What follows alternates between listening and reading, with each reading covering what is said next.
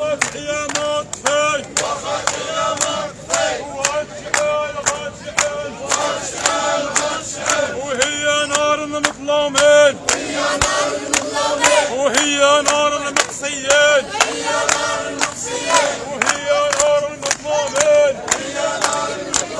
وهي نار اسمع لي يا سي الرئيس اسمع لي يا سي الوزير اسمع لي يا سي الوزير هو الوزير والوزيرة والوزير والوزيرة اسمع لي يا سي الوزير اسمع لي يا سي الوزير وخا تجيبوا مدفع كبير وخا تجيبوا مدفع كبير هو العسكر بالذخيرة والعسكر بالذخيرة اسمع لي يا سي الوزير اسمع لي يا سي الوزير اسمع لي يا سي الوزير واسمع لي يا سي الوزير اسمع لي يا سي الوزير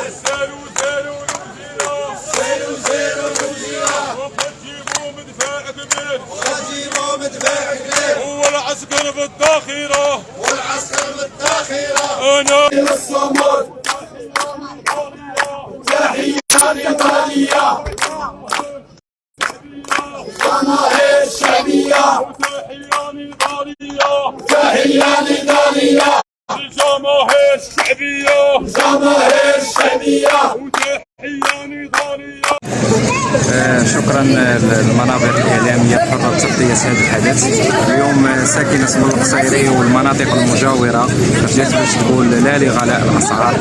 لأن اليوم ولينا كنعيشوا واحد مجموعة من المشاكل الاجتماعية في حين أن هذه الحكومة الحالية اللي جات رفعت الشعار ديال الحكومة الاجتماعية، فكنلاحظوا على أن السياسة الاجتماعية هي سياسة فلتت عن السكة الصحيحة ديالها، وهذا انعكس سلبا على المعيشه ديال اغلب المواطنين والمواطنات المغاربه. اليوم الاسعار ديال الفواكه، الاسعار ديال الخضر، الاسعار ديال اللحوم، الاسعار ديال المواد الاساسيه كتعرف واحد الارتفاع اللي ما بقاتش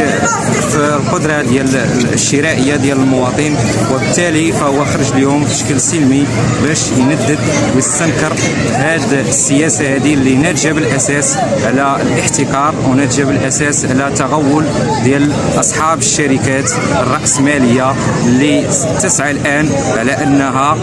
تقوم بالبسط ديال السيطره ديالها على السوق الوطنيه، حيث ان كنشوفوا كنلاحظوا ان الخيرات ديال البلاد اصبحت تصدر الى بلدان اخرى، في حين اننا حنا كمغاربه كمغربيات نعيش تحت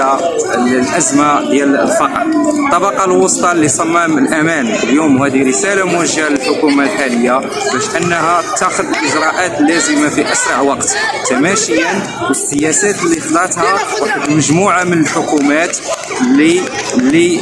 الثروات الطبيعيه ديالها ما كتقربش الثروات الطبيعيه ديال البلد ديالنا المملكه المغربيه الشريفه. اليوم لازم علينا اجمع اننا باش نوقفوا يد واحده، صف واحد، الكتف على الكتف، من اجل مواجهه هذه السياسه هذه لا شعبيه، السياسه لا اجتماعيه. مجموعه من المشاكل اللي تتعرفها القطاعات المختلفه زاد فاقم عليها هذا المشكل هذا ديال الغلاء. المغاربه اليوم ما بقاوش كيهضروا على الانتقال الديمقراطي او الديمقراطيه، بل ولاو تكتفيوا انهم تيهضروا على مطالب اللي هي طبيعيه، وهي انهم يوفروا القوت اليومي ديالهم. فاليوم المواطن تيقول بصوت واحد هذه الحكومه هذه رحنا تقهرنا، لازم على انه يكون الحل. وتحيه نضاليه.